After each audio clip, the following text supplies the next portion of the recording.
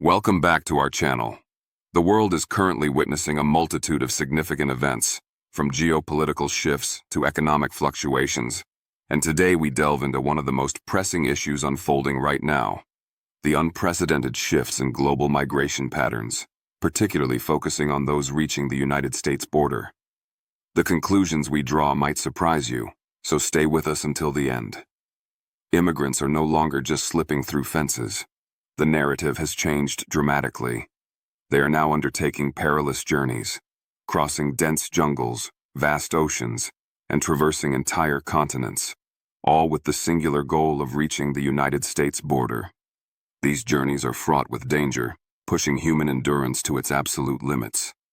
People face treacherous terrains, ruthless cartels, collapsing infrastructure like bridges, and even natural predators like crocodiles in infested rivers. The sheer determination required speaks volumes about the conditions they are fleeing. But here's the twist that demands our attention. The primary countries sending illegal immigrants to the U.S. aren't always the ones you might instinctively expect. The demographics of migration are shifting in ways that challenge common perceptions and require a deeper look into the root causes. Why are individuals and entire families risking everything they have? What compels someone to face down criminal organizations, navigate crumbling bridges, or brave rivers teeming with danger? What situations back home are so dire that the only perceived option is to attempt entry into another country, often illegally?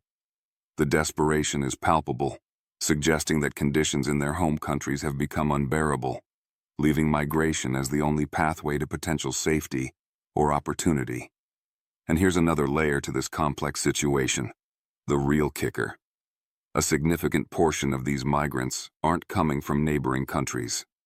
They are undertaking incredible journeys, flying across the entire globe first, landing in countries like Ecuador that offer visa-free entry, only to then begin the arduous overland trek northward.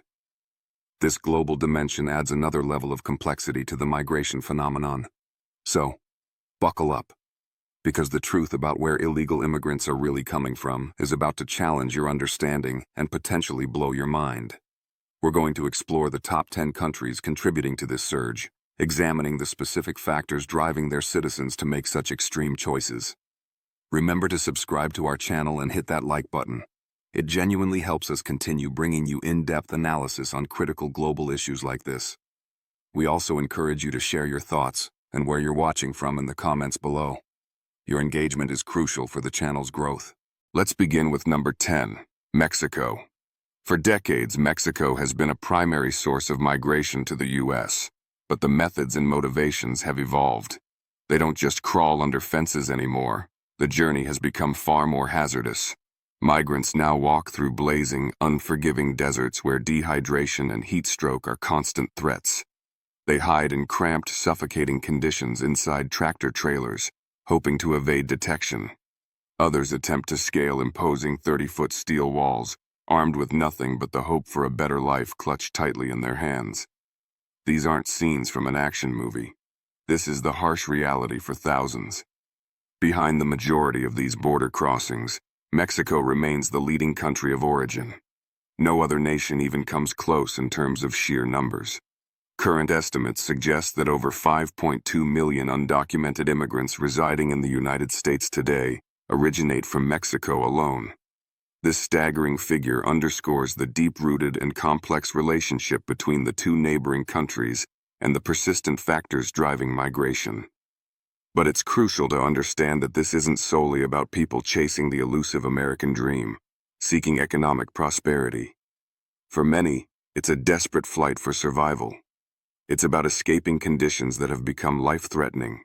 Entire towns and communities within Mexico have been effectively overrun by powerful drug cartels, creating environments of pervasive fear and instability.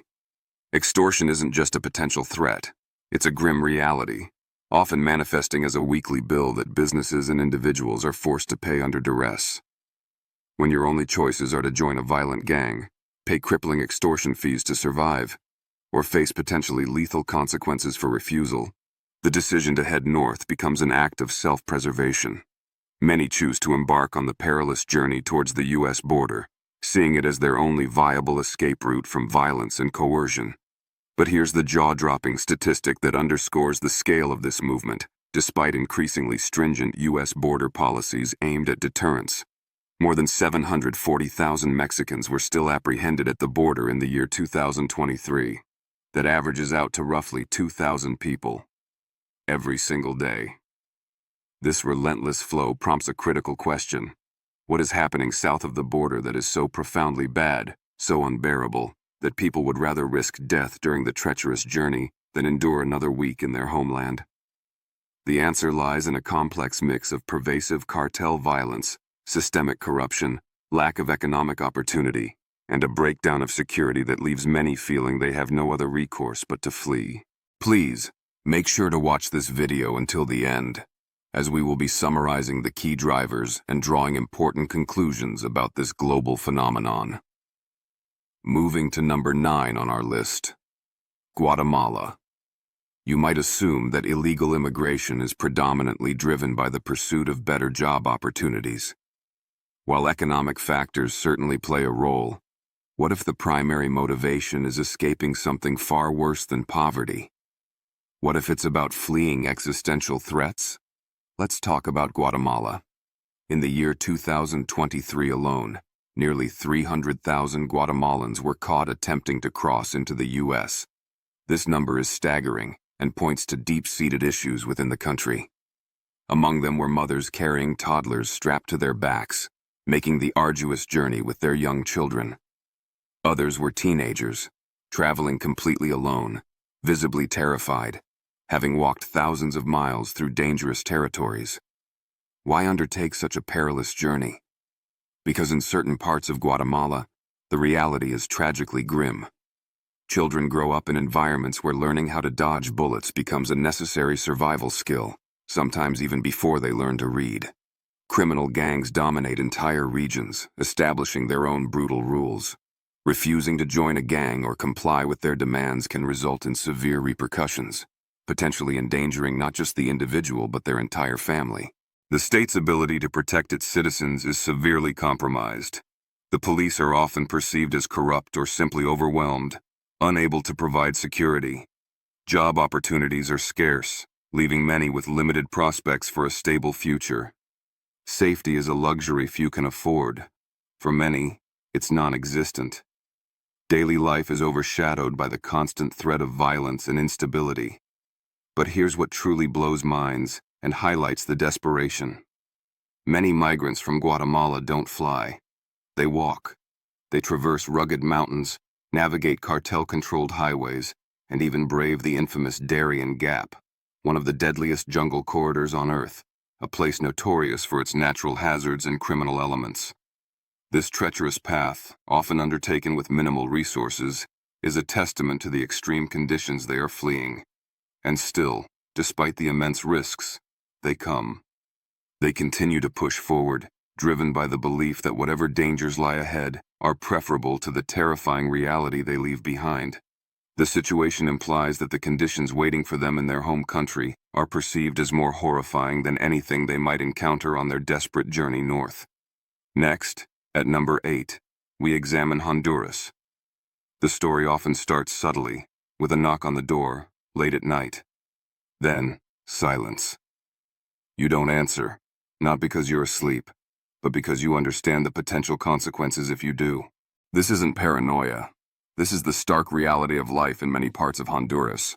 You would be shocked to learn how many migrants aren't necessarily running towards the American dream, but are desperately running from a nightmare.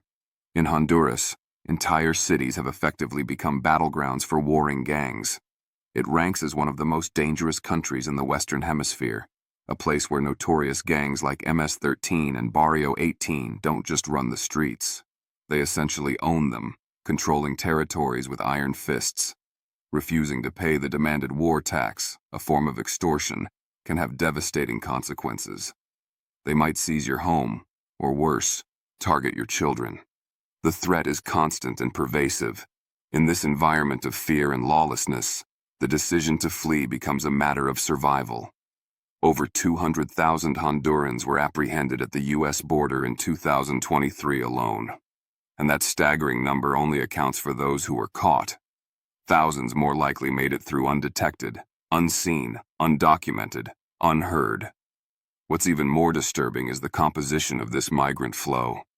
A huge number of them are families, parents making the perilous journey with toddlers clinging to them, teenagers traveling entirely alone, forced to navigate this treacherous path without protection. Why? Because in parts of Honduras, the government's presence is virtually non-existent in providing security. Police stations might be abandoned or ineffective. Schools, meant to be safe havens, can be taken over or influenced by gangs. In some neighborhoods, gangs enforce their own curfews, and violating them can be a death sentence. The journey itself is no less brutal. These migrants hike through regions controlled by cartels, often lacking basic necessities like food, maps, or money. They sleep exposed on riverbanks, drink from potentially contaminated puddles, and live in constant fear of being kidnapped or trafficked along the way. Tragically, some don't survive the trek north. Now, ask yourself this critical question. What must life be like in Honduras if undertaking such a horrifying journey feels safer than staying home? It speaks to a level of desperation and fear that is hard to comprehend, where the known dangers of the migration route are deemed less threatening than the daily reality of life under gang control and instability. We're not talking about dreams. We're talking about sheer desperation dressed up as courage, a flight from conditions that have become utterly intolerable. Number 7 brings us to El Salvador. They used to call it the land of volcanoes, a country known for its natural beauty. Now, however, it's more accurately described as a land of fear, secrets, and survival. Because behind the headlines proclaiming success in combating gang violence, El Salvador is still sending significant waves of undocumented migrants towards the U.S. border, and the reasons aren't as simple as you might think. Yes, President Bukele implemented a harsh crackdown on gangs, leading to mass arrests and a reported decrease in homicide rates. The government touts these statistics as evidence of restored order. Yes, murder rates have officially dropped. But what you don't often see in the sanitized reports is the significant collateral damage and the underlying climate of fear that persists. Tens of thousands of individuals have been jailed, often without due process or trial, under the state of emergency measures. Families have been torn apart, with loved ones disappearing into the prison system with little information or recourse. Entire communities have been displaced or live under a cloud of suspicion and potential arbitrary arrest. And guess what? While gang activity might be suppressed in urban centers, reports suggest that in the countryside, the gangs haven't vanished. They've simply gone underground, operating more covertly, potentially becoming even more ruthless to maintain control and income streams. Over 150,000 Salvadorans were intercepted at the U.S. border in 2023. And for many of these individuals, they're not just escaping the lingering threat of crime. They're escaping the very crackdown itself. The broad sweeping nature of the arrests has created an atmosphere where innocence is not guaranteed protection, and association, however distant, can lead to imprisonment. You'd be surprised how many migrants express fear of both the criminals and the government authorities. When trust in all institutions collapses, when the lines blur between protector and persecutor, people look for an exit. They look north, and that's when they start walking, joining the flow of others seeking refuge from a complex web of violence, political uncertainty, and economic hardship. The peace achieved through mass incarceration has come at a high cost, creating new forms of fear and instability that continue to drive Salvadorans to undertake the dangerous journey to the U.S. border. Because back home, for many, there feels like no viable future, only fear and uncertainty about what tomorrow might bring under the current regime. At number 6, we arrive at Venezuela. First, the lights flickered and went out, plunging homes and cities into darkness for extended periods. Then the water stopped running reliably from the taps. After that, essential medicine vanished from pharmacy shelves. And in Venezuela, a country once boasting vast oil wealth, that was tragically just the beginning of a catastrophic decline. You'd be shocked how many people are literally walking out of this country on foot, embarking on journeys that cross entire continents, driven by the desperate need for basic survival. This isn't about seeking luxury. It's about finding a place where life is sustainable. Once the richest nation in South America, fueled by massive oil reserves, Venezuela has imploded into a profound humanitarian disaster. Decades of mismanagement, corruption, and failed socialist policies, exacerbated by international sanctions, have led to a complete societal breakdown. Hyperinflation has rendered the currency, the bolivar, practically worthless. Basic necessities are scarce and unaffordable for the vast majority. Hospitals lack even the most fundamental supplies like antibiotics, turning treatable conditions into death sentences. Store shelves are frequently empty, and when food is available, prices are astronomical. If you're lucky, you might find rice. If you're not, you simply go hungry. Malnutrition, especially among children, has become rampant. And now, the United States is directly seeing the impact of this collapse. In the year 2023, over 334,000 Venezuelans were encountered at the southern border. This number is exploding faster than most observers realize, indicating the accelerating pace of the exodus. They aren't just slipping across borders unnoticed. The sheer volume is overwhelming systems. Many are flying first to countries in South America that allow easier entry, then beginning the grueling overland hike northward, often through the treacherous Darien Gap. But here's the punchline, a detail that underscores the depth of the crisis. A large and growing chunk of these migrants are middle class. These aren't just the poorest of the poor. They are engineers, teachers, nurses, and other professionals. People who once had stable lives, salaries, and homes have seen everything evaporate. Their savings wiped out by inflation. Their careers rendered meaningless in a non-functioning economy. Their hopes for a future in their homeland extinguished. And it gets even darker. Because of their extreme vulnerability, Venezuelan migrants are prime targets for cartels and traffickers along the migration route. They are often desperate, frequently without proper documentation or financial resources, making them easy prey for extortion and exploitation. Some tragically don't survive the trek north. What happens when a country fails so profoundly that its citizens, including its educated professionals, walk through multiple other nations, risking everything just to get out? It's a stark indicator of a collapse that goes beyond economics, touching every facet of life. The journey might kill them, but staying offers no hope, only the certainty of continued suffering. Number 5 brings us to Nicaragua. The people arriving from this Central American nation aren't primarily fleeing the overt gang warfare seen in some of its neighbors. They aren't escaping conventional drug wars in the way often portrayed. They are running from their own government, from an increasingly authoritarian regime that has systematically dismantled democratic institutions and suppressed dissent. We're talking about Nicaragua under the rule of Daniel Ortega and his wife Rosario Murillo. You'd be shocked at how rapidly this country, which once held promise for democratic development, slid into authoritarian chaos. One minute, it seemed to be holding elections, albeit contested ones. The next thing you know, the president is systematically jailing political opponents, including priests and religious figures critical of the regime. Protests are effectively banned, and any form of opposition is crushed with an iron fist, reminiscent of dictatorships from history books. The space for free expression has shrunk dramatically. Over 164,000 Nicaraguans were intercepted at the U.S. border in 2023, a figure more than double the previous year, signaling a rapidly deteriorating situation. And many of those fleeing aren't just seeking economic opportunity. They are political refugees in all but name.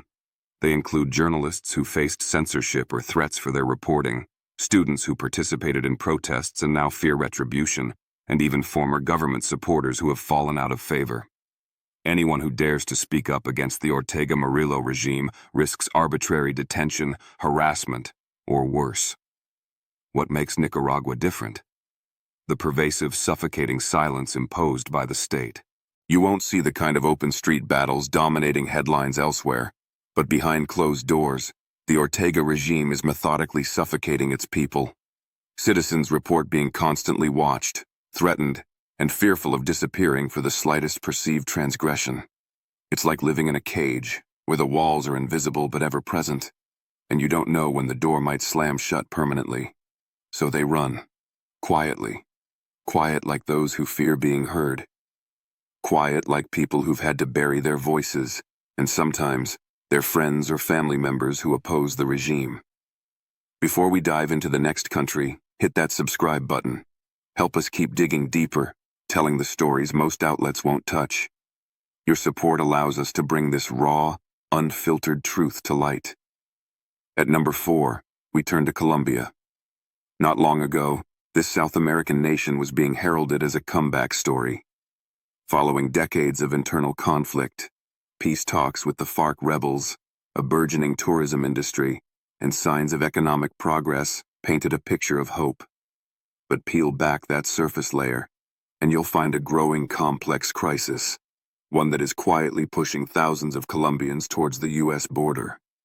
We're talking about Colombia, a country grappling with the unfulfilled promise of peace. You'd be shocked to know that over 130,000 Colombians were encountered at the U.S. southern border in 2023. This number has more than tripled since 2021, indicating a significant and accelerating exodus. But guess what? This surge isn't directly because of a return to the large-scale civil war of the past.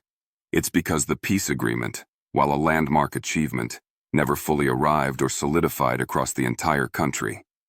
Yes, the main FARC faction laid down its arms.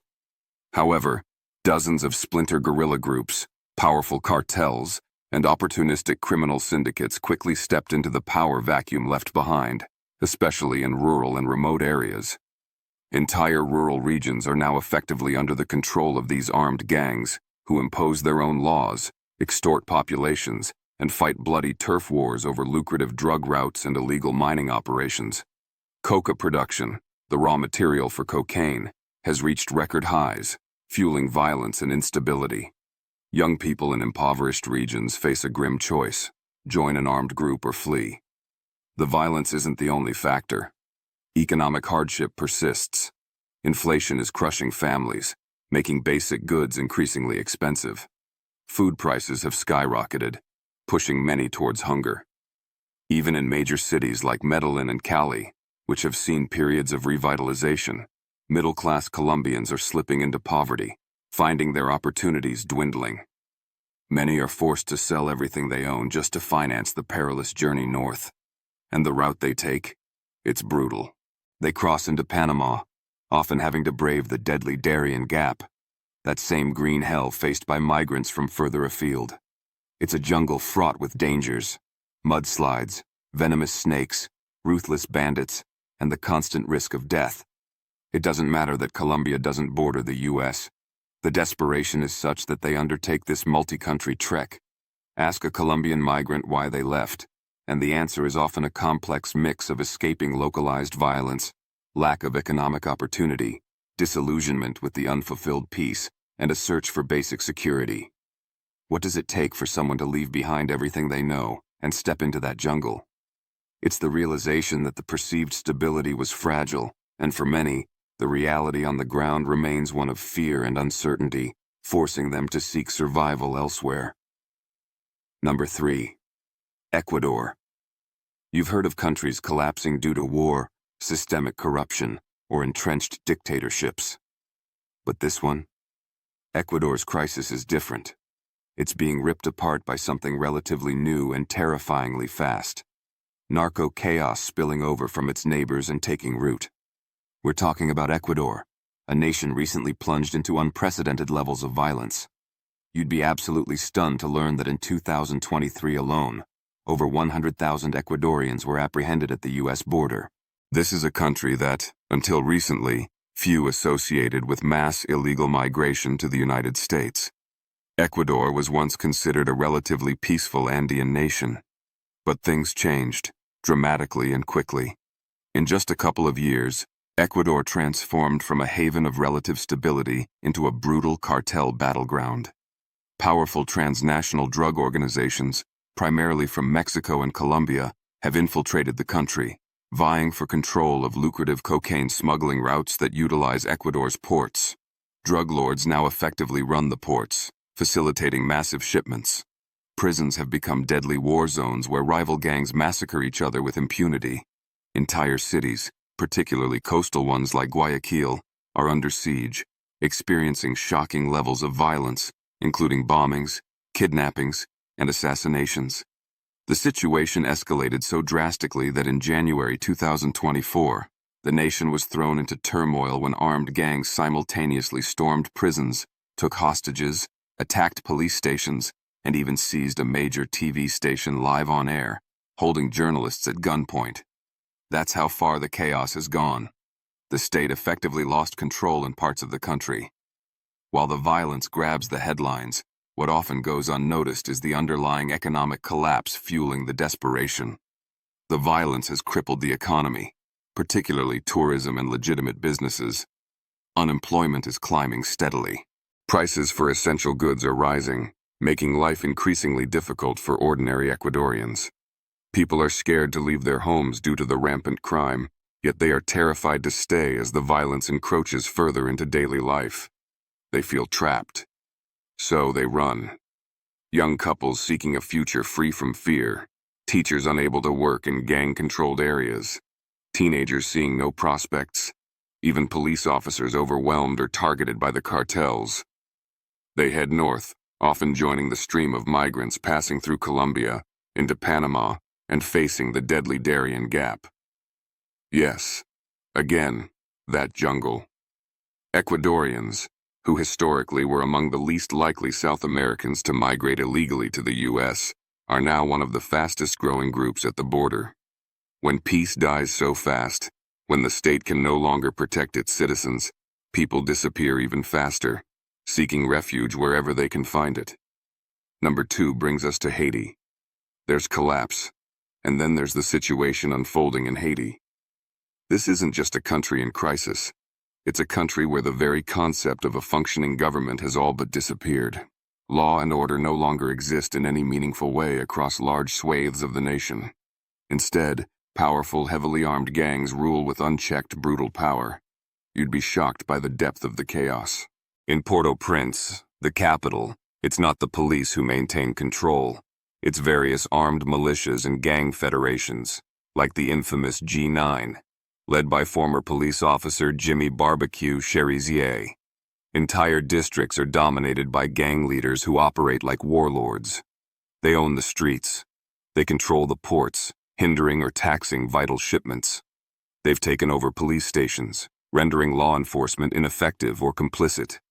In some areas, they've even seized control of food and fuel distribution, deciding who eats and who starves, using hunger as a weapon. The situation is beyond critical. Schools are permanently closed in many areas due to insecurity.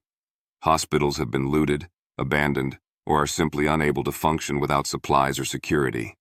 Even the United Nations has had to significantly scale back operations, and most international aid workers have been forced to flee for their own safety, leaving the population largely cut off from external help. The people left behind, ordinary Haitians, are trapped in an impossible situation, caught between endemic violence, crippling poverty, starvation, and utter hopelessness.